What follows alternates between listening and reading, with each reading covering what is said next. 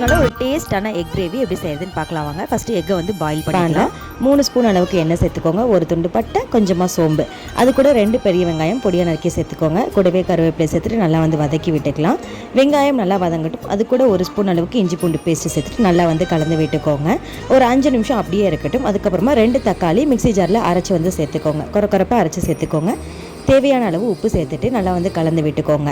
காரத்துக்கு ஏற்ற மாதிரி மிளகாத்தூள், 1 ஸ்பூன் அளவுக்கு கரம் மசாலா, கொஞ்சமாக மஞ்சள் தூள் சேர்த்துட்டு கலந்து விட்டுக்கோங்க. தண்ணி எதுவும் சேர்க்க வேண்டாம். மிக்ஸி ஜாரு கழுவி மட்டும் தண்ணி வந்து ஊற்றிக்கிட்டேன். எக் நல்லா பாயில் ஆகிடுச்சு. இன்னொரு பேனில் 1 ஸ்பூன் அளவுக்கு எண்ணெய் ஊற்றிட்டு கொஞ்சமாக மிளகாய்த்தூள், கரம் மசாலா, மஞ்சள் தூள் சேர்த்துட்டு பாயில் பண்ண எக்கை வந்து ஒரு 5 நிமிஷம் ஃப்ரை பண்ணி எடுத்துருங்க. எக்கை 2 பக்கமும் லைட்டாக குட்டி குட்டியாக கீறி விட்டுட்டு அதுக்கப்புறம் வந்து சேர்த்துட்டு நல்லா ஃப்ரை பண்ணி எடுத்துடலாம். இப்போ ஃப்ரை பண்ண எக்கை வந்து கிரேவியோடு சேர்த்துட்டிங்கன்னா சூப்பரான ஒரு எக் கிரேவி ரெடி. ஃபைனலாக மிளகுத்தூள் தூவி இறக்கிடலாம்.